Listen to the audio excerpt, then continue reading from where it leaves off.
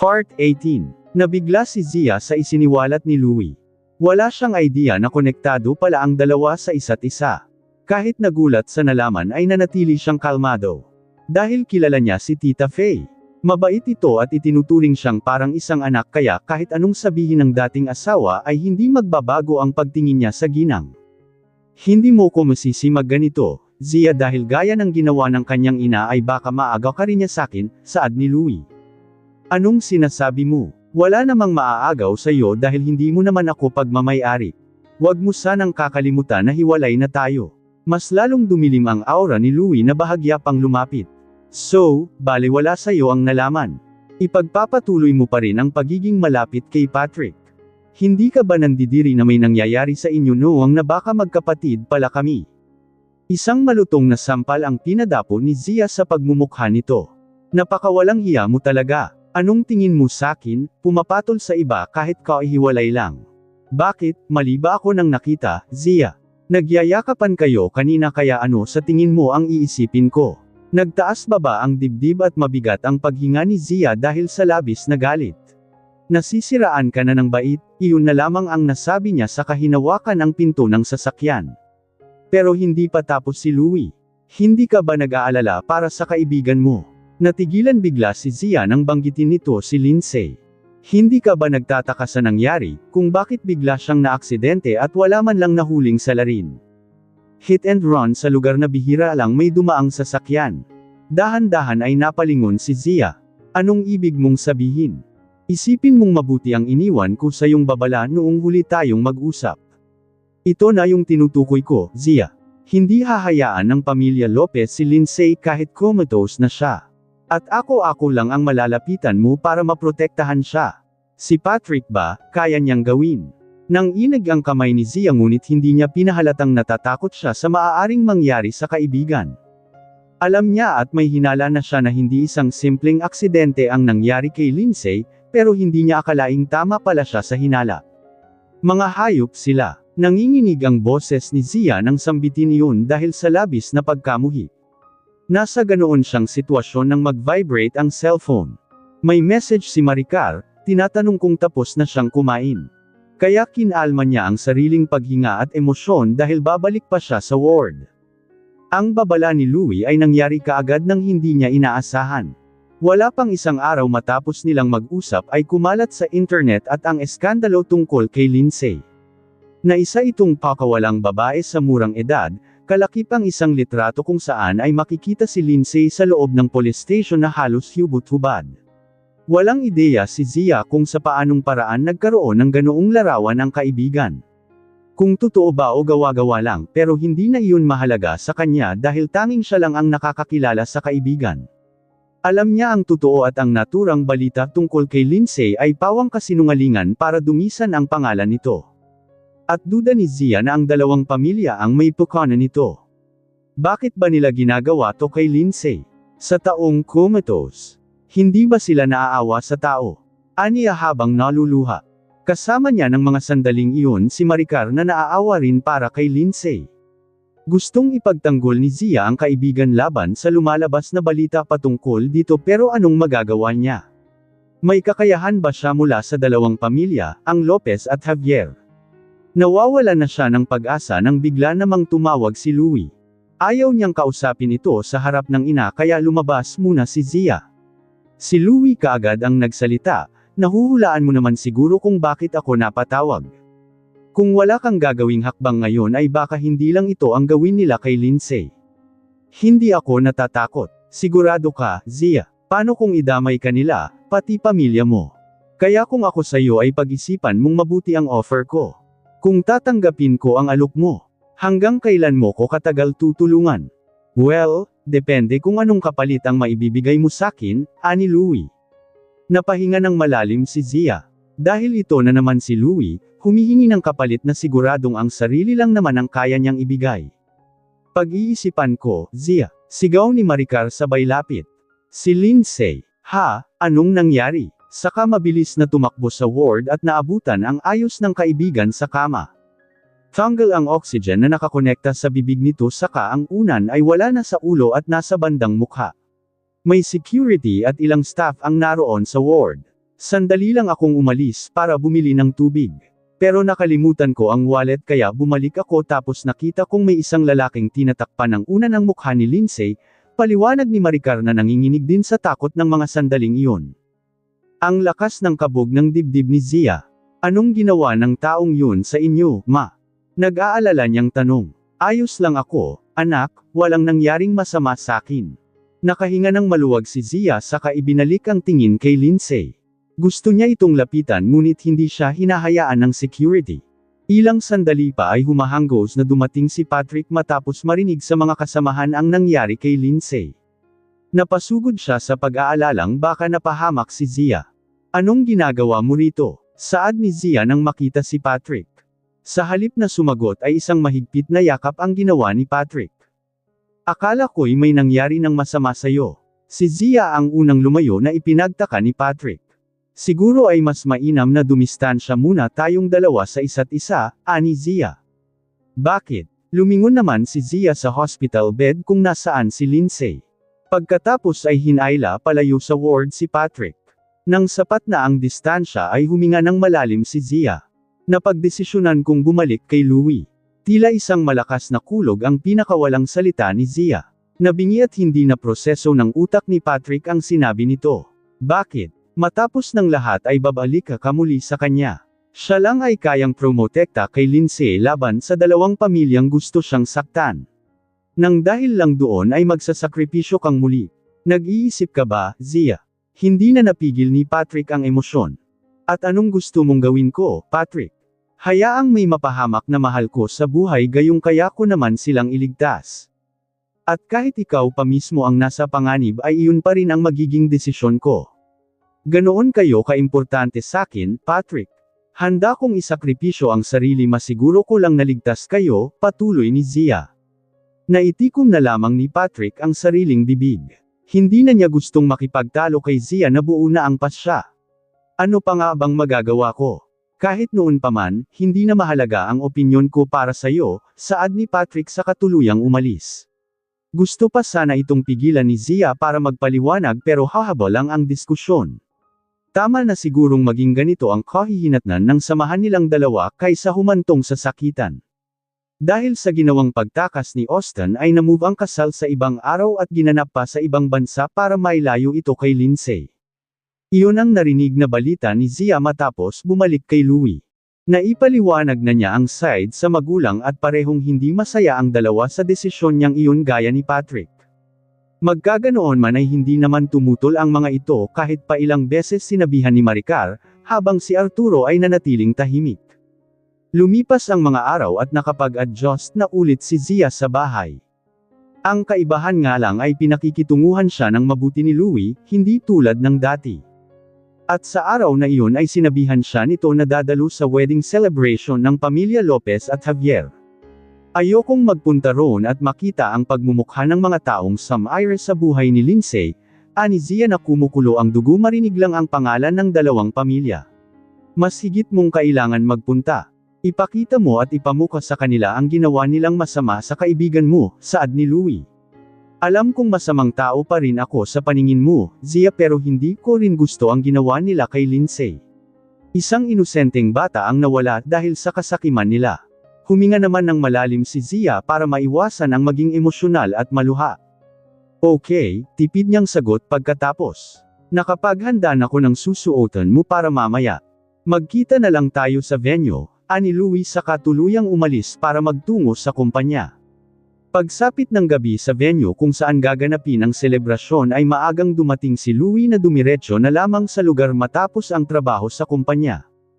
Pagdating ay iginiya siya ng isa sa mga staff na naroon sa isang round table kung saan ay kasama ang ilang miyembro ng pamilya Lopez, si Clara na siyang ina ni Austin at si Don Felipe, ang lolo nito.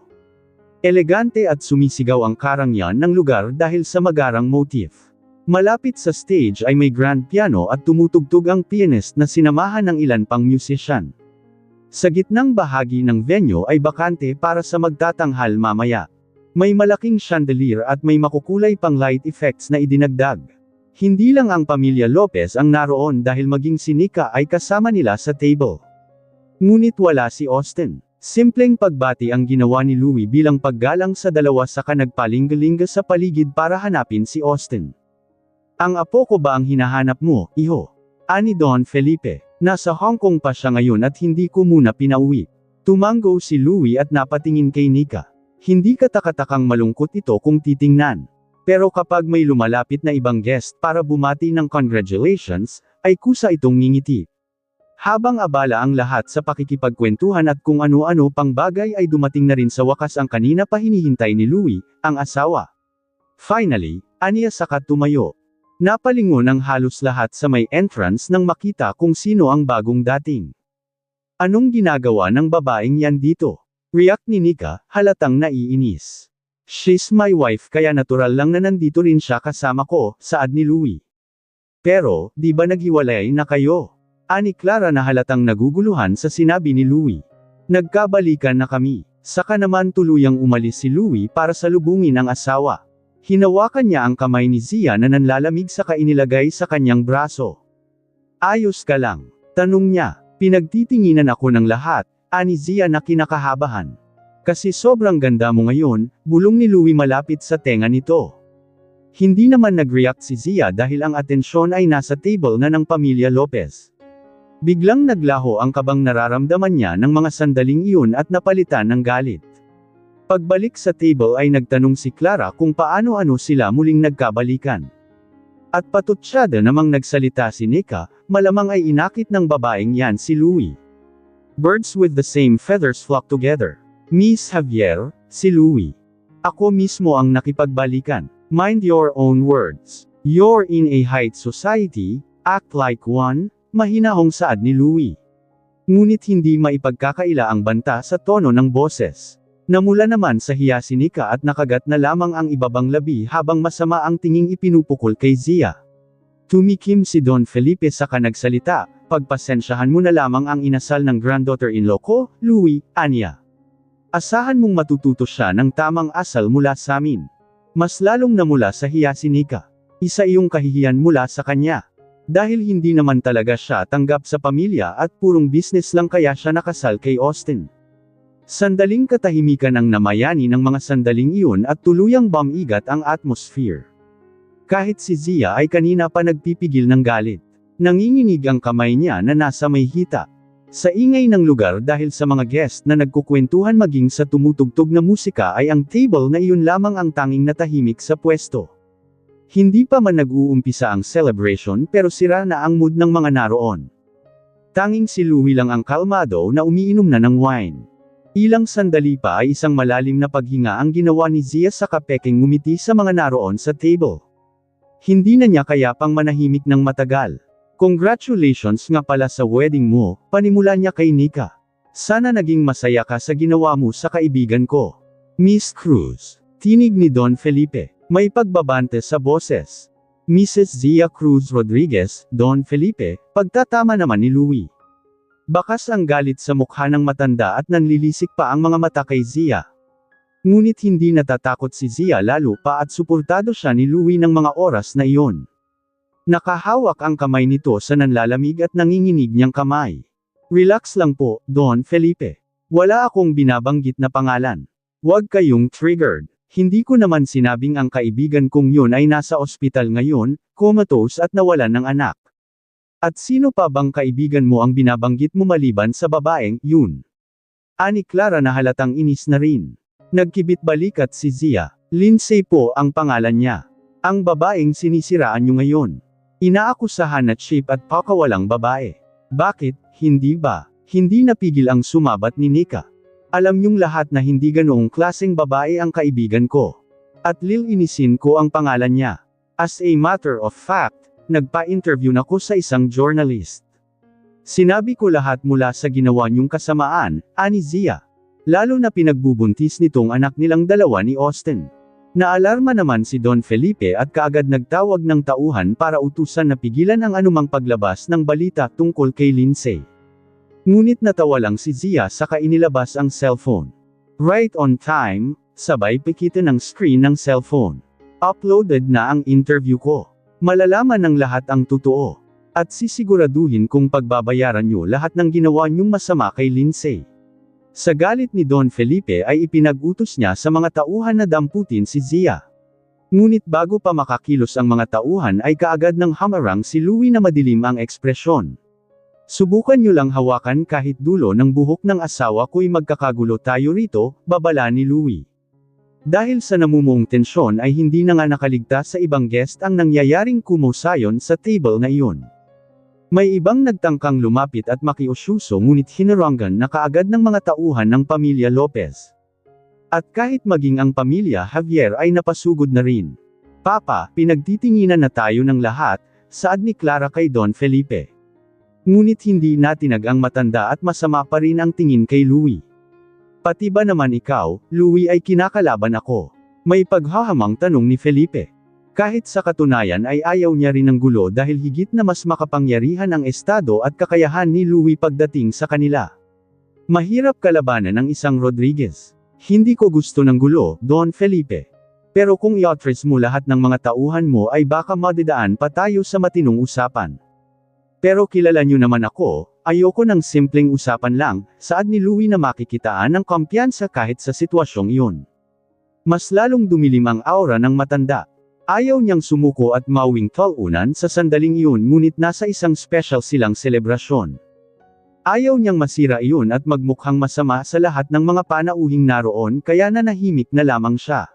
Ngunit hindi ang kampo ng mga Javier na hindi gaanong kilala kung paano magalit si Louie. Galit na nagsalita ang ina ni Nika, si Pia, anong karapatan yung manggulo sa wedding celebration ng anak ko?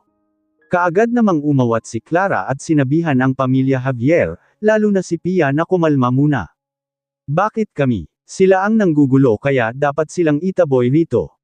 Reklamo pa ni Pia, may dapat bang i-celebrate sa gabing ito matapos ng ginawa niyo sa kaibigan ko? Tandang padamdam panipit, hindi na napigil ni Zia ang hindi magsalita. Tuluyan na siyang nagpatalo ng sariling emosyon. Hiha, tawag pansin ni Don Felipe. Pakiusap, huwag ngayon. Kalimutan na lamang natin ang nangyari, maaari ba? Pagpapakumbaba niyang saad para hindi tuluyang magmukhang masama sa mga panauhin. Lalo pa at karamihan doon ay kilala naman kung sino si Lindsay sa buhay ni Austin. No, hindi pwedeng kalimutan na lang ang nangyari kay Lindsay, malakas na pagkakabigkas ni Zia para marinig ng mga guest. Gusto kong pagbayaran niyo ang nagawa sa kanya. Ang bill niya sa ospital, therapy sa oras na magising siya sa pagkakakoma. Compensation sa lahat ng nawala sa kanya. At gusto ko rin kayong humingi ng tawad sa kanya. Kayong pamilya, isa-isa, matapang na saad ni Zia. The nerve mong mag-demand. Hindi pa ba enough ang binigay ni Austin sa kanya? At saka binigyan ko rin siya ng pera noon. Ano nang nangyari? Pananglustay niya ba sa mga luho niya? Antag ni Nika. Nanlisik ang mga mata ni Zia nang ibaling ang tingin dito. Enough. Never magiging sapat ang perang binigay niyo kapalit ng buhay niya. Nanginginig siya sa galit nang sabihin iyon at gustong sugurin si Nika sa tuwing naaalala ang ginawa nito sa tenga ni Lindsay. Hinding-hindi kami magbibigay ng kahit anong halaga sa babaeng yan. Saad ni Pia, sapat na ba ang Lopez Hotel? Nagsilangunan ang mga taong nakarinig sa nagsalita, walang iba kundi si Austin. Singhap at bulungan ng ilan ang maririnig sa paligid pagkatapos makita ang ayos ng groom. Pasa sa mukha, putok ang labi at nagdurugo pa ang kamay. Dahil mula Hong Kong ay pinilit ni Austin na makauwi sa bansa kahit pa makipagsuntukan sa isang katutak na tauhan ng pamilya. Ibibigay ko kay Lindsay ang hotel, patuloy pa ni Austin sa katuluyang lumapit. Nahawi at nagbigay daan naman ang ilang panauhin kay Austin.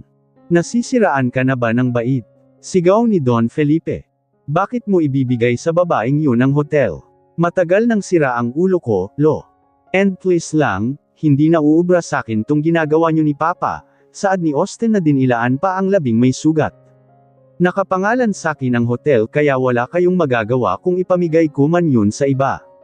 How about me? Si Nika, akala ko by wedding gift yung hotel para sakin. Yun ang sabi ni Papa, tukoy sa ama ni Austin. Humingi ka ng ibang wedding gift, wag ang hotel dahil kay Lindsay lang, yun. Mas lalong yumangay ang buong paligid. Ang mukha ni Nika ay hindi na may pinta. Mas mahalaga ba pa siya kaysa saking asawa mo, Austin? Tandang padamdam panipit. Aniya, sasagutin ko ba talaga, Nika?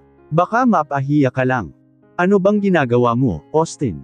Talaga bang gusto mong ipahiya ang asawa mo, dito mismo sa wedding celebration nyo? Pagtatanggol ni Pia sa anak. Sa halip na sumagot ay naglakad si Austin sa may stage. Kinuha ang microphone. Salamat sa lahat ng dumalo, sana mag-enjoy kayo, aniya, at pagkatapos ay inutusan ang host na simulan na ang selebrasyon. At iyon nga ang nangyari. Ngunit sa halip na tuwa ay napalitan na ng kahihiyan ang gabing iyon. Hindi nga malaman ni Zia kung paano siya nakaserve sa lugar na iyon matapos ng nangyari. Naparami ang inom ni Louie sa celebration. Sa kotse pa lang ay panay na ang yakap at haplos sa bewang ni Zia. Na bagamat inaawat ay hindi pa rin mapigilan. Sa kwarto na tuluyang hindi napigil ni Zia na magreklamo dahil sila na lamang dalawa ang naroon. Pwede ba, Louie? Hindi ka ba nahihiya sa driver na ang gulo-gulo mo sa loob ng sasakyan? Wala namang masama sa ginagawa ko, eh. Natural lang ang ganoon, Zia. Sa Taiwan lang tayo nag-divorce pero hindi rito kaya mag-asawa pa rin tayo. Lumayo si Zia. Binabantayan ang bawat galaw nito at baka may gawing hindi tama. Kaya nangunot ang noo ni Louie sa kanagsalita, hindi ba pwede ngayon? Aniya na naghuhubad na ng suot na damit habang lumalapit. Pagod ako, Louie, dahilan ni Zia. Kahit ang totoong rason ay hindi siya komportable. Tila nabibilasan sa pangyayari. Huminto sa paglapit si Louie kaya napanatag si Zia. Tumalikod siya para magtungo sa banyo ngunit bigla na lamang siyang niyakap nito mula sa likod at pinaghahalikan ang gilid ng leeg. Louie, saway ni Zia na pilit kumakawala. Kahit ngayon lang please. Promise, I'll be gentle. You never. Gusto iyong sabihin ni Zia ngunit masyado na siyang naaapektuhan sa ginagawa ni Louie. Nag-react at agad nag-init ang katawan niya sa mga halik nito. At hindi malaman kung sisisihin ba ang sarili o ang alak na nainam kanina. Sa isang iglap ay binuhat siya ni Louie patungo sa kama.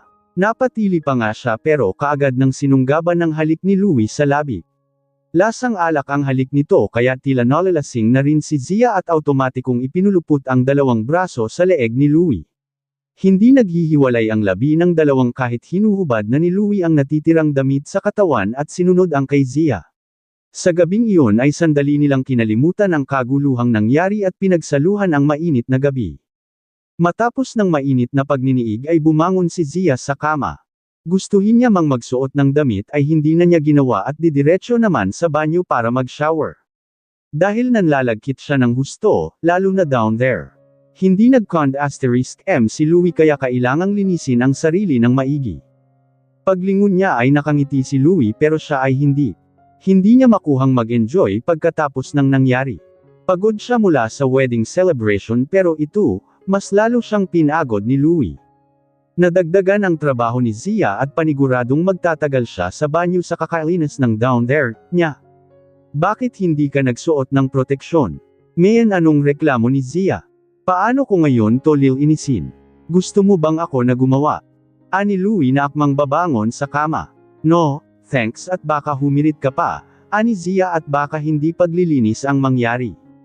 Okay, pero sabay na tayo. Saka bumangon na hubot-hubad kaya napaiwas si Zia ng tingin. Sa kabilang kwarto ka, and please, pagpahingahin mo naman ako, Louie. Alam ko yang mga ganyan mong hirit. Napangiti si Louie nang mabisto ang pinaplano. Pagkatapos ay kumuha lang ng short para maitago ang kahabdan. Nagdala ng damit sa katuluyang lumabas para maligo sa kabilang kwarto. Pagkasara ng pinto ay saka lang na-relax si Zia. Pero napangiwi ng may umagos sa ibaba niya na malagkit. Para tuloy siyang may period sa lagay na iyon. Pagbilang naman sa kama ay bagsak ang balikat niya sa magulong ayos. Napabuntong hininga siya saka pinalitan ng panibago ang bedsheet at baka may bakas pang naiwan si Louie.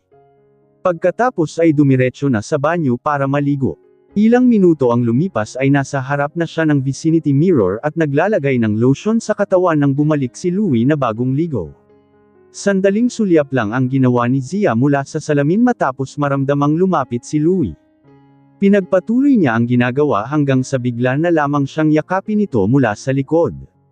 Dinampyan siya ng halik sa sentido, leeg at balikat kaya natigilan siya sa ginagawa. Pakiramdam ni Zia ay nakukulangan pa ito sa nangyari. Kaya tinapik o tamang sabihin na pinalo niya ang braso ni Louie na nakayakap sa kanya. Natawa naman ito sa kalumayo matapos magnakaw ng halik sa labi. Dampi lamang pero nanuot iyon sa kalamnan ni Zia. Uminit ang pisngi niya pero umakto pa ring natural. Nagugutom ka ba? Pwede akong magdala ng pagkain rito from the kitchen, ani Louie na naupo sa sofa habang nakatitig kay Zia. Natigilan si Zia at sandaling napasulyap kay Louie. Pagkatapos ay pinagbubukas ang drawer pero hindi niya mahanap ang kailangan. Tumayo siya at lumapit sa side table sa tabi ng kama pero wala rin doon ang kailangan. Anong hinahanap mo? Kuryosong tanong ni Louie habang nakasunod ang tingin. Hindi sumagot si Zia at nagtungo sa cloakroom para magbihis. Mabilis ang kilos ang ginawa saka kinuha ang wallet at nilampasan si Louie. San ka pupunta, Zia? Bibili ng contraceptive pills. Hindi pa ko nakakainom at wala rin sa mga drawers. Mabilis na tumayo si Louie saka ito hinabol para mapigilan. Hamarang sa pinto sa kaniyakap si Zia. Hindi mo na kailangan yun. No, kailangan ko yun, Louie, para masigurado na hindi ka mabubuntis. Putol ni Louie sa sasabihin nito. For what, kung nagkabalikan na tayo? Mas mabuti nga ang mabuntis ka para may anak na tayo. Pero bago mangyari yun ay mas mainam sigurong magpakasal ulit tayo, dito sa Pilipinas para walang reason na ma-divorce ulit. Ngayon pa nga lang ay nai-imagine ko na ang magiging itsura ng mga anak natin. Kamukha mo lahat, may ngiting kwento ni Louie. Napatitig naman si Zia sa mukha nito. May parte sa kanyang natutuwa sa mga sinasabi ni Louie pero mas nananaig ang takot niya. At sa sitwasyong kinakaharap ngayon, tama bang isipin niya ang pagkakaroon ng anak? Gayong abala siya sa pag-iisip sa pamilya at mahal sa buhay. Nag-tea therapy pa ang ama. Ang trial ni Chris, si Lindsay at maging ang pastry shop. Maraming gustong gawin si Zia at sinabi niya iyon kay Louie na mahinahong nakikinig. Baka pwedeng sa susunod na taon na lang natin paghandaan ang pagkakaroon ng bagong miyembro ng pamilya. Ani Zia sa mahinahong tono. Nag-iingat na may masabing ikagalit nito. Ngunit ang isa talaga sa mabigat na rason ni Zia ay si Bea. Hindi niya alam kung may komunikasyon pa rin ang dalawa. Natatakot siyang baka umulit lang uli sila sa umpisa at masaktan na naman siya. Matapos makapagpaliwanag ay natahimik si Louie, tila malalim ang iniisip. Maya-maya pa ay tumanggo sa kahinalikan ng ulo ni Zia. Okay, kung yan ang gusto mo. Nanlaki ang mga mata ni Zia sa gulat. Hindi niya akalaing papayag si Louie. Abala rin ako sa kumpanya at kung sakaling mabuntis ka ay baka pareho lang tayong mahirapan sa responsibilities natin. Napangiti naman si Zia at na-appreciate ang pagpayag nito. She felt warm in his response. At sa palagay niya ay unti-unti na nga talagang nagbabago si Louie. Change for good. Dinalaw ni Zia ang kaibigan sa ospital. Halos araw-araw niya yung ginagawa hanggang sa hindi na namalayang mag-iisang buwan na ang lumipas. Wala pa rin signs na madyay gising si Lindsay pero hindi siya sumusuko at kinakausap ito. Isang normal na pagkukwento na para itong gising at nakikig. Dahil iyon ang isa sa advice ng doktor. Nakakatulong sa pasyente ang kausapin ito palagi para mag-response ang utak at mag-react sa boses ni Zia. Gumising ka na, alam mo bang 2 linggo ka nang natutulog dito sa private room? Pinalipat ka ni Louie, can you imagine? Bumabait na siya ngayon, aniya habang hawak ang kamay ni Lindsay. Hanggang sa hindi na namalaya ni Zia na inabot na siya ng hapon sa pagkukwento. Kaya napagpasyahan na lamang niyang doon na matulog. Ngunit ilang minuto lang ang lumipas ay sinundo siya ni Louie na galing pa sa kumpanya. Magsistay ako rito, Louie. Sasamahan ko si Lindsay at bukas na uuwi, ani Zia kahit inaasahan nang hindi ito papayag. Ngunit hindi, biglang pumayag si Louie at sinabing magpapadala ng ilang gamit para maging maayos ang pagtulog niya. Talaga, hindi makapaniwalang tanong ni Zia na tinanguan nito. Uuwi ako pagdating ng inutusan kong magdadala ng gamit, ani Louie. Ilang minuto ang dumaan at dumating na nga ang hinihintay na gamit. Nagpaalam si Louie at bago tuluyang umalis ay hinalikan pa sa noo si Zia. Kaya sa gabing iyon ay masaya at kinikilig na natulog si Zia. Nang biglang maalimpungatan dahil sa ingay ng ECG monitor. Napabangon si Zia at automatikong tiningnan si Lindsay. Bago pa siya makalapit ay dumating na ang doktor at ilang staff. Anong nangyayari? Naguguluhang tanong ni Zia matapos siyang lapitan ng isang nurse para palabasan sa kwarto. Sandali lang, bakit niyo ko pinapalabas? Pero pinagsarahan na siya ng pinto sa kahamarang sa window portion ng pintuan upang hindi niya makita kung anong nangyayari sa loob. Ano ba talagang nangyayari? Tumaas na ang boses ni Zia. At nagdemand ng explanation sa kasamang nurse. Cardiac arrest at sinusubukan pong isalba ng doktor, sagot nito na ikinagulantang ni Zia. Parang biglang lamubo ang utak ni Zia sa impormasyong sinabi ng nurse. Hilong-hilo at nalilito siya kung bakit. You mean? Hindi na niya makuhang tapusin ang salita dahil nilalamon na siya ng takot na nararamdaman para sa kaibigan. Gusto niyang puntahan si Lindsay pero natatakot siyang makitang sinasadyap ito ng doktor. Baka hindi niya kayanin sa oras na maglinya na ang ECG monitor. Umiiyak siya ngunit ang iyak niyang iyon ay kakaiba. Kinakapos na hagulgol, na sadyang nakakalungkot makita at marinig. Kaya ang nurse na kasama ay pilit siyang pinapakalma. Huminahon po kayo, ma'am. Nagpapanik attack po kayo, anito saka siya pinaupo sa malapit na bench. Si Lindsay Yuzel ni Zia habang patuloy pa ring umiiyak. May gusto po ba kayong tawagan na kapamilya para samahan kayo rito? Anito, Louie, ani Zia. Ibinigay naman ng nurse ang cellphone. Ito po, tawagan nyo. Nanginginig naman ang kamay ni Zia nang kunin niya ang cellphone. Saka tinawagan si Louie. Ngunit imbis na magsalita ay humagulgol lang siya habang paulit-ulit na binabanggit ang pangalan ni Lindsay. Pupuntahan kita kaagad riyan, Zia. Hintayin mo ko, Kai. Anito. At wala pa nga atang 10 minuto nang dumating si Louie, nakapijama at magulo ang buhok. Bakas sa mukha ang pagmamadali at labis na pag-aalala. Nagpalingga-lingga sa paligid at kaagad namang nakita si Zia na umiiyak kaya mabilis niyang nilapitan. Zia, nandito na ko. Sabay yakap habang hinihingal. Humagulgol si Zia sa bisig nito at ikinwento ang nangyari kahit pa hindi maintindihan ang sinasabi dahil sa pag-iyak. Ang nurse na sinamahan si Zia ay nagpaalam na babalik sa loob ng kwarto. Ilang minuto ang nagdaan na parang time bomb sa pakiramdam ni Zia, ay tuluyang bumukas ang pinto at lumabas ang doktor. We saved her, antag nito na may ngiti sa labi kahit halata ang pagod. Doon lang tuluyang nakahinga ng maayos si Zia pero bumigay naman ng tuhod. Mabuti na lamang at nakaalalay si Louie. Pwede na po ba kaming pumasok sa loob? Ani Louie sa doktor at tumanggo naman ito. Walang sinayang na oras si Zia at kaagad nilapitan si Lindsay. Mahigpit ang hawak sa kamay nito at muling umiyak habang umuusal ng pasasalamat sa lumikha dahil binigyan pa ng pagkakataon ang kaibigan na manatili sa mundo. 3 araw ang lumipas nang makatanggap si Zia ng isang magandang balita. Nasa bahay siya ng mga sandaling iyon at nag-aalmusal kasama si Louie nang tumawag ang caregiver. Ma'am, nagising po kanina si Miss Lindsay. Bakas ang tuwa sa boses nito. Hindi na natapos ni Zia ang kinakain at kaagad nang napasugod sa ospital kasama si Louie. Pagdating ay nakatulog daw muli ang kaibigan. Pero ayos lang iyon kay Zia. Ang mahalaga ay nagmulat na ito ng mga mata. Hawak at hinahaplos pa niya ang kamay ni Lindsay habang si Louie naman ay pinuntahan ng doktor upang kausapin. Nakatungo si Zia habang umuusal ng pasasalamat sa lumikha para sa paggising ni Lindsay nang maramdaman niyang gumalaw ang daliri nito. Sa pag-angat ng tingin ay kaagad nagtagpo ang mata ng dalawang magkaibigan. Napatayo si Zia at gusto itong yakapin ng mahigpit ngunit nagpigil siya. Titig na titig siya sa mga mata ng kaibigan. Nakikita mo ba ko ng malinaw? Kumurap ng 2 beses si Lindsay saka bamuka ang bibig. Zia nanubig kaagad ang mga mata ni Zia sa narinig.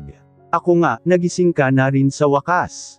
Alam mo bang pinag-alala mo ko ng husto, akala ko iiwan mo na ko. Ani ang tila nagtatampo. Napatingin naman si Lindsay sa labas ng bintana. Sa sobrang tagal ay hindi malaman ni Zia kung anong nasa isip nito. May problema ba? Aniya, Zyrlin, kung babae at Zylance kung lalaki naman. Iyon sana ang gusto kong pangalan niya kung nakaligtas lang siya, ani Lindsay. Nakagat ni Zia ang ibabang labi ng mapagtanto na ang tinutukoy ay ang bata sa sinapupunan nito, na ngayon ay wala na. I'm sorry. Bakit ka nagsusorry, Zia? Wala ka namang kasalanan. Ako itong hindi siya naprotektahan. Bakas ang lungkot sa boses ni Lindsay kaya nag-umpisa si Zia na magkwento. Sinabi niya ang mga nangyari sa nakalipas na linggo, lalo na yung nangyari sa wedding celebration ng pamilya Lopez at Javier. Hindi man makikitaan ang reaksyon pero ang mga mata ni Lindsay ay halatang natutuwa sa narinig. Nasa ganoong tagpo ang dalawa nang dumating si Louie. Anong ginagawa niya rito? Ani Lindsay.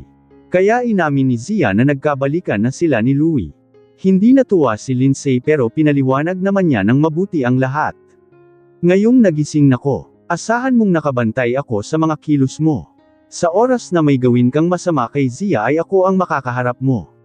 Babangon ako rito't sa bunutan kita hanggang sa makalbo, banta pa ni Lindsay kay Louie.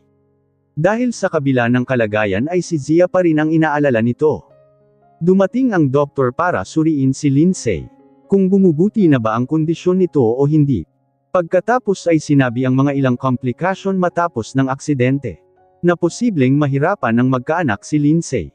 Nakakalungkot malaman ngunit tinanggap na nito ang katotohanan. May ilan pang sinabi ang doktor hanggang sa tuluyan itong umalis para puntahan pa ang ibang pasyenta. Zia, pwede bang iwan mo muna ako sandali? Ani Lindsay. Hindi na kailangan ng paliwanag dahil alam na ni Zia na gusto nitong mapag-isa at ipagluksa ang pagkawala ng bata, maging ang kondisyon na posibleng hindi na muling magkaanak. Kaya lumabas si Zia ay naupo sa malapit na bench. Ilang sandali pa ang lumipas ay may tumawag ng kanyang pangalan. Pag-angat ng tingin ay nakita niyang papalapit si Austin. Anong ginagawa mo rito? Kailangan kong makausap si Lindsay para mailipat na ang hotel sa pangalan niya, ani Austin. Wag muna ngayon, kailangan niyang mapag-isa. Naiintindihan ko. Kung ganoon ay sayo ko na lang iiwan itong dokumento at pakisabi na lang sa kanyang pirmahan at mag-iingat siya palagi. Pagkatapos ay umalis na si Austin. Sinundan na lamang ito ng tingin ni Zia hanggang sa tuluyang maglaho sa paningin. Ilang minuto ang dumaan ay bumalik siya sa kwarto at kinausap si Lindsay tungkol sa pinapasuyo ni Austin. Okay, pipirmahan ko na lang yan mamaya, ani Lindsay na halatang pagod at kagagaling lang sa pag-iyak. Zia, saan niyo inilibing si baby? Gusto ko siyang puntahan, kung ayos lang. Okay, sasabihan ko si Louie para masamahan tayo dahil siya ang umasikaso sa lahat. Saka kakausapin ko rin ang doktor na baka pwede kang payagan na lumabas. Thank you, tipid na sagot ni Lindsay. Makalipas ng ilang araw ay nagtungo sila sa sementeryo matapos payagan ng doktor na lumabas ito sa ospital. Habang nagluluksa si Lindsay sa harap ng puntod ng anak ay kinausap naman ni Louie si Zia. Mamaya, after nating ihatid si Lindsay pabalik sa ospital ay may pupuntahan tayo bago umuwi. Tumanggo lang si Zia, walang ideya sa maaaring mangyari sa lugar na kanilang pupuntahan. Matapos may hatid si Lindsay sa ospital ay dumiretso na si Louie sa lugar na tinutukoy. At ilang minuto lang ang lumipas ay huminto ang kotse sa tapat ng simbahan na ipinagtaka ni Zia. Anong ginagawa natin dito, Louie? Sa halip na sumagot ay lumabas lang ng kotse si Louie, nagpunta sa pwesto ni Zia para pagbuksan ito ng pinto habang nakalahad ang kamay upang alalayan itong makalabas sa sasakyan. Si Zia na naguguluhan pa rin ay walang nagawa kundi ang lumabas ng kotse. Sa oras na iyon ay nasisiguro niyang walang misa dahil nakikita naman niya ang loob ng simbahan. Tara, ani Louie sa kahinawakan ng kamay nito. Pagpasok sa loob ay napansin ni Zia na nasa altar pala ang pari. Hindi niya napansin kanina gawa ng nakaupo ito. Ano bang nangyayari, Louie? Tanong niyang muli. Pagkatapos ay napatingin sa taong papalapit, si Alice. May dala itong veil at wedding bouquet. Sa mga sandaling iyon ay kinabahan na si Zia. Mabilis niyang binawi ang kamay at gustong tumakbo. Hindi mo to sinabi sakin, Louie. May halong sambat niyang saad. Sa halip na magalit ay kalmado lang si Louie na nakuha pang ngumiti. Nakalapit na si Alice at ibinigay ang bouquet kay Zia. Matapos ay sunod namang ikinabit ang veil. Congratulations po, ani Alice sa dalawa bago bumalik sa pwesto, malapit sa altar. Tara na, Zia. Naghihintay na sa atin si Father. Hindi ito ang gusto ko, Louie. Masyado mo kong banibigla, hindi ako handa, ani Zia saka napatingin sa suot. Kaya pala gusto nitong magsuot siya ng white dress.